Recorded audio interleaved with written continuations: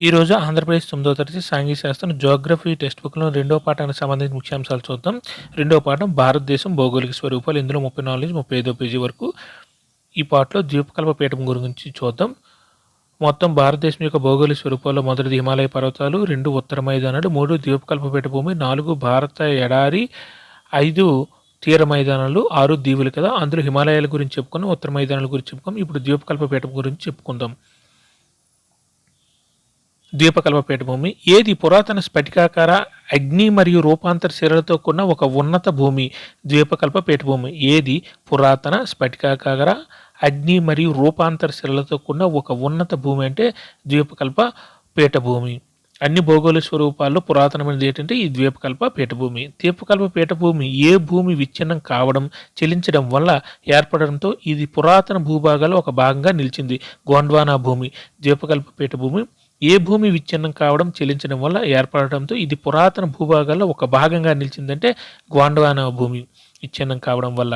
ఏ పీఠభూమిలో విశాలమైన లోతులేని లోయలు మరియు గుండ్రని కొండలు ఉన్నాయి. ద్వీపకల్ప పీఠభూమి. ఏ పీఠభూమిలో లోతులేని లోయలు మరియు గుండ్రని కొండలు ఉన్నాయంటే ద్వీపకల్ప పీఠభూమిలో. ద్వీపకల్ప పీఠభూమిలో ఎన్ని విశాలమైన భాగాలు ఉన్నాయి? అవి ఏవి? 2 ఉన్నాయి. అవి మధ్య ఉన్నత భూములు మరియు దక్కన్ పీఠభూమి. ద్వీపకల్ప పీఠభూమిలో భాగం దక్కన్ పీఠభూమి. ద్వీపకల్ప పీఠభూములు ఎన్ని విశాలమైన విభాగాలు ఉన్నాయి? అవి ఏవి అంటే 2 మధ్య ఉన్నత భూములు మరియు దక్కన్ పీఠభూమి. దక్కన్ పీఠభూమి అనేది ద్వీపకల్ప పీఠభూమిలో ఒక భాగం. మాల్వా పీఠభూమి యొక్క ప్రధాన ప్రాంతాన్ని ఆక్రమిస్తూ నర్మదా నదికి ఉత్తరాన ఉన్న ద్వీపకల్ప పీఠభూమి యొక్క భాగాన్ని ఏమని పిలుస్తారంటే మధ్య ఉన్నత భూములు. మాల్వా పీఠభూమి యొక్క ప్రధాన ప్రాంతాన్ని ఆక్రమిస్తూ నర్మదా నదికి ఉత్తరాన అంటే పైన ఉన్న ద్వీపకల్ప పీఠం యొక్క భాగాన్ని ఏమని పిలుస్తారంటే మధ్య ఉన్నత భూములు అని పిలుస్తారు. ఏ శ్రేణికి దక్షిణాన సాత్పురా శ్రేణి, వాయువ్యంలో ఆరావళి శ్రేణి సరిహద్దులుగా ఉన్నాయి. వింధ్య పర్వతాలకేమో దక్షిణాన్ని ఏముందంటే సాత్పురా శ్రేణి, పైన దక్షిణాన సాత్పురా శ్రేణి, వాయువ్యంలో ఆరావళి శ్రేణి ఉంటుంది. ఈ ఆరావళి శ్రేణి వింధ్య శ్రేణికి ఉన్న వాయువ్యంలో ఉన్న ఇవి సరిహద్దులు. ఆ తర్వాత పడమటి వైపుగా విస్తరించిన భాగం క్రమంగా దేని యొక్క ఇసుక మరియు రాతి ఎడారితో కలిసిపోతుంది? రాజస్థాన్లో ఇసుక ఎడారి ఉంది కదా, దానితో ఈ ఉన్నత పీఠభూమి అంటే ఈ ద్వీపకల్ప పీఠభూమిలో ఉండే మధ్య ఉన్నత భూములను వాటి చివరగా కలిసిపోతూ ఉంటాయి. ఈ ఆరావళి పర్వతాలు ఇలా పైకి ఉంటాయి కదా, తర్వాత పైన మాల్వా పీఠభూములు ఉంటాయి, తర్వాత వింధ్య పర్వతాలు ఉంటాయి, దాని కింద సాత్పురా పర్వతాలు ఉంటాయి. అలా లైన్గా కింద వరకు వెళ్తూనే ఉంటాయి ఉత్తరం నుండి దక్షిణకి. ఆ తర్వాత మ్యాప్ ముందు పెట్టుకొని చదవండి. ఆ తర్వాత పడమటి వైపుగా విస్తరించిన భాగం క్రమంగా దేని యొక్క ఇసుక మరియు రాతి ఎడారితో కలిసిపోతుంది అంటే రాజస్థాన్ పశ్చిమ ఎడారితో కలిసిపోతుంది, అదే పశ్చిమ వైపుకు. ఈ ప్రాంతంలో ప్రవహించే నదులైన చంబల్, సింధు, బెత్వా మరియు కిన్ల ప్రవాహం ఏ వైపుగా ప్రవహించడం అటుగా ఉన్న నేల వాలను సూచిస్తుంది. నైరుతి నుండి ఈశాన్యానికి. నైరుతి నుండి అంటే కింద నుండి పైకి క్రాస్గా. ఆరావళి పర్వతాలు ఎలాగ ఉంటాయి అదే నైరుతిని ఇలాగా. ఫర్ ఎగ్జాంపుల్ అరేబియా సముద్రం ఉంది కదా, అరేబియా సముద్రం నుంచి టిబెట్ వైపు లేదా చైనా వైపు లేకపోతే కాశ్మీర్ వైపు అది నైరుతి నుండి ఈశాన్యం అని సూచిస్తుంది కదా. అలాగే నదులు ప్రవహిస్తున్నాయి ఈ ప్రాంతంలో. అంటే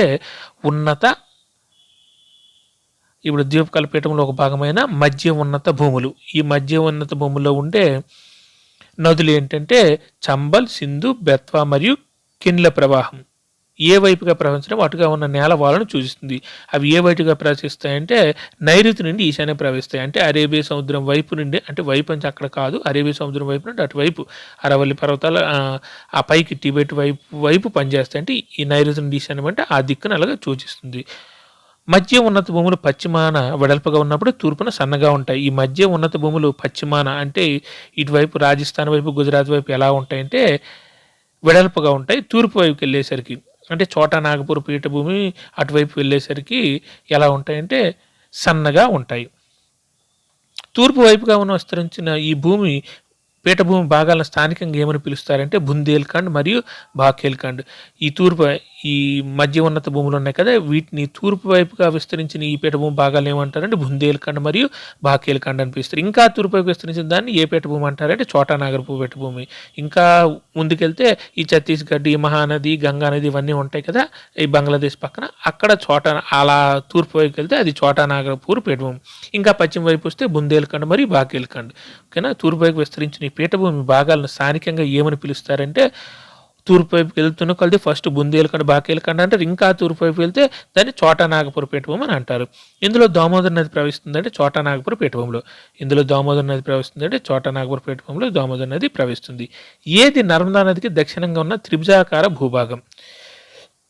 ఇప్పుడు రెండోది ద్వీపకల్ప పీఠంలో రెండోది దక్కన పీఠభూమి. ఇది నర్మదా నదికి ఎక్కడ ఉంది? దక్షిణంగా ఉన్న త్రిభుజాకార భూభాగం. అంటే దక్కన పీఠభూమి త్రిభుజాకారంగా ఉంటుంది, నర్మదా నదికి దక్షిణంగా ఉంటుంది. నర్మదా నదికి ఉత్తరంగా ఉన్నది మధ్య ఉన్నత భూములు. ఆ తర్వాత నర్మదా నదికి దక్షిణంగా ఉన్నది దక్కన పీఠభూమి. ఉత్తరంలో దక్కన పీఠం విశాలమైన పునాదికి ఏ శ్రేణి సరిహద్దుగా ఉంటుందో సాత్పురా శ్రేణి. ఉత్తరంలో అంటే దక్కన పీఠభూమికి ఉత్తరంలో అంటే పైన సాత్పురా శ్రేణి ఏది పీఠభూమి విశాలమైన పునాదికి ఏ శ్రేణి సరిహద్దుగా ఉంటుందంటే సాత్పురా శ్రేణి సరిహద్దుగా ఉంటుంది. దక్కన పీఠభూమి తూర్పున విస్తరణగా ఉన్నవి. దక్కన పీఠభూమికి తూర్పుగా వైపు ఉన్నవి ఏంటంటే మహాదేవ్, కైమూర్ కొండలు మరియు మైకాల్ శ్రేణులు. అంటే దక్కన పీఠభూమికి తూర్పు వైపు ఉన్నవి, అంటే పైన తూర్పు వైపు ఉన్నవి. ఉత్తరం వైపు తూర్పు వైపుగా ఉన్నవి ఏంటంటే మహాదేవ్, కైమూర్ కొండలు మరియు మైకాల్ శ్రేణులు. భారతదేశ భౌతిక పటంలో ఈ కొండలు మరియు శ్రేణులను గుర్తించండి అంటున్నారు. ఇప్పుడు చూడండి, మహాదేవ్ కొండలు ఎక్కడ ఉంటాయంటే సాత్పురా శ్రేణి పైన వింధ్య శ్రేణి ఉంది కదా, తర్వాత సాత్పురా శ్రేణి, మహాదేవ్ కొండలు, ఇటు పక్క మైకాల్ రేంజు, తర్వాత Kaimur range. Maikal range, Kaimur range చూడరా, మొత్తం మైకాల్ రేంజ్ ఉంది, కైమూర్ కొండలు ఇక్కడ చూసా రెడ్ కలర్లో ఉంది, పైన వింధ్య రేంజ్, తర్వాత సాత్పురా శ్రేణి, తర్వాత మహాదేవ్ కొండలు దాని కిందన, తర్వాత ఇటుపక్క మైకాల్ రేంజు, కైమూర్ రేంజ్. చూసారు కదా, ఈ పటంలో చూపించమన్నారు, గుర్తుపెట్టుకోండి అవి ఎక్కడ ఉన్నాయో. అన్నీ మధ్యప్రదేశ్లో క్లియర్గా కనిపిస్తున్నాయి కదా. దక్కన పీఠభూమి పశ్చిమాన ఎత్తుగా ఉండి క్రమంగా ఏ వైపు వాలి ఉంటుందంటే తూర్పు వైపు వాలి ఉంటుంది. ఇక్కడ మన దక్కన పీఠభూమి అంటే మనం ఇంకా దక్షిణ వైపు వచ్చేద్దాం. దక్కన పీఠభూమి పశ్చిమాన ఎత్తుగా ఉండి క్రమంగా ఏ వైపు వాలి ఉంటుందంటే తూర్పు వైపు వాలి ఉంటుంది. సింపుల్గా దక్కన పీఠభూమి అనేది పశ్చిమాన ఎత్తుగా ఉంటుంది, తూర్పు వైపు డౌన్ తక్కువగా ఉంటుంది, అంటే ఇటువైపు వాలి ఉంటుంది. ఈశాన్యంలో కూడా దక్కన పీఠభూమి విస్తరించినట్లు కనిపిస్తుంది. దీన్ని స్థానికంగా ఏమని పిలుస్తారంటే మేఘాలయ, కర్బీ ఆంగ్లాంగ్ పీఠభూమి మరియు ఉత్తర కచార్ కొండలు. ఈశాన్యంలో అంటే అటువైపు బంగ్లాదేశ్ వైపు ఈశాన్యం కదా, అటువైపు దక్కన పీఠం విస్తరించినట్లు మనకు కనిపిస్తుంది. దీన్ని స్థానికంగా ఏమని పిలుస్తారంటే మేఘాలయ, కర్బీ ఆంగ్లాంగ్ పీఠభూమి మరియు ఉత్తర కచార్ కొండలని పిలుస్తారు. ఇది ఏ పీఠభూమి నుండి ఒక భ్రంశం వల్ల వేరు చేయబడింది? చోటా నాగపూర్ పీఠభూమి. ఇది ఏ పీఠభూమి నుండి ఒక భ్రంశం వల్ల వేరు చేయబడింది అంటే భ్రంశం డిఫాల్ట్ అంటారు, అంటే ఆటోమేటిక్గా విడిపోయింది, అక్కడ ఒక తప్పుగా విడిపోయిందని అంటారు. ఏ పీఠభూమి నుంచి విడిపోయిందంటే చోటా నాగపూర్ పీఠభూమి నుంచి విడిపోవడం వల్ల అక్కడ అనేది దక్కన్ పీఠభూమి ఆ ఈశాన్య వైపు కొంచెం వ్యాపించి ఉంది. పశ్చిమ నుండి తూర్పు వైపుకు ఉన్న 3 ప్రముఖ పర్వత శ్రేణులు గారో, కాశీ మరియు జైంతియా ఖండాలు. ఇవన్నీ ఎక్కడ ఉన్నాయంటే మేఘాలయాల్లో ఉంటాయి. మీరు ఇక్కడ చూడొచ్చు మ్యాప్లో. ఆ పైన బంగ్లాదేశ్ పైన గారో, కాశీ, జెనీతా అనేసి చెప్పి ఒక రెడ్ కలర్ గీతలు ఉంటాయి కదా, ఆ బంగ్లాదేశ్ పైన బంగ్లాదేశ్ కార్నర్లో అని చూడండి మ్యాప్లో. పశ్చిమ నుండి తూర్పు వరకు ఉన్న 3 ప్రముఖ పర్వత శ్రేణులు ఏంటంటే గారో, కాశీ, జైంతియా కొండలు. ఇవన్నీ అన్ని మేఘాలయల్లోనే ఉంటాయి. దక్కన్ పీఠం యొక్క పశ్చిమ మరియు తూర్పు అంచులను సూచించేది. దక్కన్ పీఠం యొక్క పశ్చిమ మరియు తూర్పు అంచులను సూచించేవి పశ్చిమ కనుమలు, తూర్పు కనుమలు. దక్కన్ పీఠం పశ్చిమ అంచున ఉండేవి పశ్చిమ కనుమలు, తూర్పు అంచున ఉండేవి తూర్పు కనుమలు. పశ్చిమ తీరానికి సమాంతరంగా ఉండేవి పశ్చిమ కనుమలు. అవిచ్ఛిన్నంగా ఉంటాయంటే పశ్చిమ కనుమలు. పశ్చిమ కనుమలు అవిచ్ఛిన్నంగా ఉంటాయి, అంటే మధ్యలో ఘాట్లు ఉండవు, అంటే పర్వతాల మీద నుండి వెళ్ళడానికి అవకాశం ఉండదు. కనుమలు ద్వారా మాత్రమే వాటిని దాటవచ్చు. అంటే కనుమలు అంటే చిన్న చిన్న సందులు, కనుమలు అంటే ఘాట్లు అంటే వాటిని కూడా కనుమలు అంటారు. పాస్ అంటే చిన్న చిన్న సందులు మాత్రం ఉంటాయి. భారతదేశ భౌతికంలో తాల్ ఘాటు, బోర్ ఘాటు, పాల్ ఘాట్లను గుర్తించండి అంటున్నారు. ఓకేనా, గుర్తిద్దాం. పశ్చిమ తీరానికి సమాంతరంగా ఉన్నాయి పశ్చిమ కనుమలు. ఏవి అవిచ్ఛిన్నంగా ఉంటాయంటే పశ్చిమ కనుమలు. అవిచ్ఛిన్నంగా దాని అర్థం ఏంటంటే మధ్యలో కొండల మధ్యలో గ్యాప్ ఉండదు. కానీ చిన్న చిన్న దారులు మాత్రం ఉంటాయి మధ్యలో, చిన్న చిన్న దారులు, వాటిని పాసెస్ అంటారు. ఘాట్స్ వేరు, పాసెస్ వేరు. ఓకేనా? కనుమల ద్వారా మాత్రమే వాటిని, చిన్న పాసెస్ ద్వారా మాత్రమే దాటవచ్చు. అటువంటి పాసెస్లో కొన్ని తాల్ ఘాటు, బోర్ ఘాటు, పాల్ ఘాట్లు, ఇవన్నీ ఎక్కడ ఉన్నాయో చూద్దాం. ఇక్కడ తాల్ ఘాట్ గ్యాప్ అంటే చిన్న గ్యాప్ లాంటిది ఎక్కడ ఉందంటే ముంబై టు నాసిక్ మధ్యలో ఉంటుంది తాల్ ఘాట్, చూసారా? Next bore ghat Mumbai to Pune, అక్కడ అన్ని మహారాష్ట్రలో రెండు కనిపిస్తున్నాయి, చూసారా? నెక్స్ట్ పాల్ ఘాట్ ఎక్కడ ఉంది? ఇది కేరళలో ఉంది, చూసారా? పాల్ఘాట్ టు కోయంబత్తూరు, ఈ పాల్ఘాట్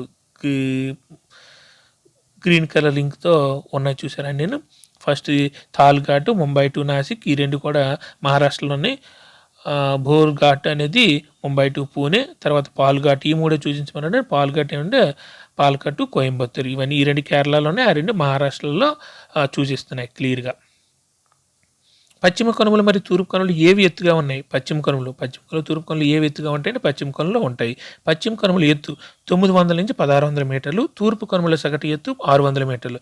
పశ్చిమ కనుమల సగటు ఎత్తు అంటే 900 నుంచి 1600 మీటర్లు, ఎందుకంటే తూర్పు కనుమల కంటే అవి ఎత్తుగా ఉంటాయి కాబట్టి. తూర్పు కనుమల సగటు ఎత్తు 600 మీటర్లు. తూర్పు కనుమలు ఎక్కడ విస్తరించి ఉన్నాయంటే మహానది లోయ నుండి దక్షిణాన్ని నీలగిరి వరకు. ఈ పటంలో చూస్తే తూర్పు కనుమలు ఎక్కడ విస్తరించి ఉన్నాయంటే మహానది, అక్కడ చోటా నాగపూర్, పీఠభూమి మహానది, ఉత్తర సర్కార్ అని రాసి ఉంటుంది. తర్వాత మహేంద్రగిరి పర్వతం, ఆ పైన మహానది ఉంటుంది కదా, ఆ మహానది లోయ నుంచి దక్షిణ నీలగిరి వరకు, లాస్ట్లో నీలగిరి కొండలను ఉంటుంది చూసి అంతవరకు ఈ తూర్పు కనుమలు విస్తరించి ఉంటాయి. గీతలు, రెడ్ గీతలు ఉంటాయి చూడండి. విచ్ఛిన్నంగా క్రమరహితంగా ఉండేవి తూర్పు కనుమలు. విచ్ఛిన్నంగా అంటే మధ్యలో గ్యాపులు ఉంటాయి. ఈ పశ్చిమ కనుమలు చూసారా గట్టిగా ఈ చివరన ఆ చివర ఒక గీత ఉంది, అది తూర్పు కనుమలు మాత్రం విచ్ఛిన్నంగా అంటే మధ్యలో చాలా ఎక్కువ గ్యాప్లో ఉంటాయి అన్నమాట. తూర్పు కనుమలు ఎక్కడికి ప్రవహించే నదుల ద్వారా విభజించబడ్డాయి? బంగాళాఖాతంలోకి. ఈ తూర్పు కనుమలు వేడి చేత విభజించబడ్డాయంటే బంగాళాఖాతంలోకి ప్రవహించి కలిసే నదుల వల్ల ఇవి విభజించబడ్డాయి. మధ్యలో చూసారా గోదావరి నది అవన్నీ తూర్పు కనుమల మధ్యలో పోతుంది, తుంగభద్ర నది అవన్నీ కూడా కృష్ణానది. ఏవి వర్షాన్ని కలిగించే తేమ గాలులను ఎదుర్కొని వాటిని కనుమల పశ్చిమ వాల్ వెంబడి పైకి లేచేలా చేసి అక్కడ పర్వతీయ వర్షపాతానికి కారణమవుతున్నాయి పశ్చిమ కనుమలు. ఏవంటే పశ్చిమ కనులు తేమగాలను ఎదుర్కొని, అంటే తేమగాలు వచ్చే వాటిని అడ్డుపడి వాటిని కనుమల పశ్చిమ వాలుల వెంబడి, అంటే పశ్చిమ వైపు ఉండే వాలుల వెంబడి పైకి లేచేలా చేసి అక్కడే పర్వతీయ వర్షానికి కారణమవుతున్నాయి. ఈ పశ్చిమ కనుమలు ఏమవుతాయంటే అరేబియా సముద్రం నుంచి గాలిని ఎదుర్కొని పశ్చిమ వైపు ఏమో పైకి లేస్తాయి, అక్కడేమో పర్వతీయ వర్షపాతం పడుతుంది. పశ్చిమ కనుమలు వివిధ స్థానిక పేర్లతో పిలుస్తారు, తర్వాత నేర్చుకుందాం. పశ్చిమ కనుమల ఎత్తు ఎక్కడి నుంచి ఎక్కడ క్రమంగా పెరుగుతుంది? ఉత్తరం నుండి దక్షిణానికి. పశ్చిమ కనుమలు వచ్చి పైనుండి కిందకి, ఉత్తరం నుండి దక్షిణానికి వాటి ఎత్తు పెరుగుతూ ఉంటుంది. పశ్చిమ కనుమల ఎత్తైన శిఖరాలు ఆనైముడి, దీని ఎత్తు 2695 మీటర్లు, దొడబెట్ట 2637 మీటర్లు. పశ్చిమ కనుమల ఎత్తైన శిఖరాలు ఫస్ట్ది ఆనైముడి 2695 మీటర్లు, దొడబెట్ట 2637 మీటర్లు. తూర్పు కనుమల ఎత్తైన శిఖరంగా ఉన్నది మహేంద్రగిరి 1501 మీటర్లు, 1501 మీటర్లు. తూర్పు కనుమల ఎత్తైన శిఖరంగా ఉన్నది మహేంద్రగిరి 1501 మీటర్లు. తూర్పు కనుమల ఆగ్నేయంగా ఉన్నవి షవరాయి కొండలు మరియు జావడి కొండలు. తూర్పు కనుమలకు ఆగ్నేయంగా ఉన్నవి ఏంటంటే షవరాయి కొండలు మరియు జావడి కొండలు. తూర్పు కనుమల ప్రఖ్యాతి చెందినది ఉదక మండలం. తూర్పు కనుమల ప్రఖ్యాతి చెందింది ఏంటంటే ఉదక మండలం, ఊటీ అంటాం కదా. ఉదక మండలం ప్రఖ్యాతి వ్యాసి విడిది ప్రాంతాలు ఏంటంటే ఊటీ మరియు కొడైకెనాల్. ఉదక మండలంలోని ప్రఖ్యాతి వ్యాసి విడిది ప్రాంతాలు ఏంటంటే ఊటీ మరియు కొడైకెనాల్. ద్వీపకల్ప పీఠభూమి యొక్క ప్రత్యేక లక్షణాలలో ఒకటి దక్కన్ ట్రాప్ అని పిలువబడే నల్లరేగడి ప్రాంతం. ద్వీపకల్ప పీఠం యొక్క ప్రత్యేక లక్షణాలు ఏంటంటే దక్కన్ ట్రాప్ అంటారు, అది ఒక నల్లరేగడి ప్రాంతం. ద్వీపకల్ప పీఠభూమి అగ్నిపర్వత ఉద్భవం కాబట్టి దీని శిలలు ఎలా ఉంటాయంటే అగ్నిశిలలుగా ఉంటాయి. ద్వీపకల్ప పీఠం అగ్నిపర్వత ఉద్భవం కాబట్టి దీని శిలలు ఎలా ఉంటాయంటే అగ్నిశిలలుగా ఉంటాయి. వాస్తవానికి ఈ శిలలు కాలక్రమేణా వికేశీకరణం చెంది ఏ నేల ఏర్పడడానికి కారణమయ్యాయి? నల్లరేగడి నేల. వాస్తవానికి ఈ శిలలు కాలక్రమేణా వికేశీకరణ చెంది ఏ నేల ఏర్పడడానికి కారణమయ్యాయి అంటే నల్లరేగడి నేల. అంటే దక్కన పీఠంలో ఏ నేల ఎక్కువగా ఉంటుందని నల్లరేగడి నేల ఉంటుంది. ద్వీపకల్ప పీఠం యొక్క పశ్చిమ మరియు వాయు అంచులు ఏవి ఉన్నాయంటే ఆరావళి కొండలు. ద్వీపకల్ప పీఠం యొక్క పశ్చిమ మరియు వాయు అంచులు ఏ కొండలు ఉన్నాయంటే ఆరావళి కొండలు. ఇప్పుడు మొత్తం ద్వీపకల్ప పీఠం గురించి నేర్చుకుంటాం కదా, టోటల్గా పైనుంచి కింద వరకు. దక్కన పీఠభూమి కాదు, ద్వీపకల్ప పీఠం. ఈ మాలభాగ పీఠభూమి పక్కన పైన చూసారా అరావళి శ్రేణి అని రాసి ఉంటుంది, అదే పశ్చిమ వైపు వాయువు వైపు. ఏవి బాగా క్రమక్షయానికిలోనే శిలాశైద్యం చెందిన కొండలే కనిపిస్తాయి? అరావళి కొండలు. ఏవి బాగా క్రమక్షయానికి లోనే శిలా శైలిజలం చెందిన కొండలుగా కనిపిస్తాయంటే ఆరావళి కొండలు. ఆరావళి కొండలు ఎక్కడ విస్తరించి ఉన్నాయంటే గుజరాత్ నుంచి ఢిల్లీ వరకు నైరుతి నుండి ఈశాన్య దిశలో ఆరావళి కొండలు కనిపిస్తాయి చూడండి. గుజరాత్ నుంచి అలా పైకి క్రాస్గా ఢిల్లీ వరకు నైరుతి నుండి ఈశాన్య దిశలో కింద నుండి పైకి నైరుతి నుండి ఈశాన్య దిశలో విస్తరించి ఉన్నాయి. ఏవి ఆరావళి కొండలు. Thank you.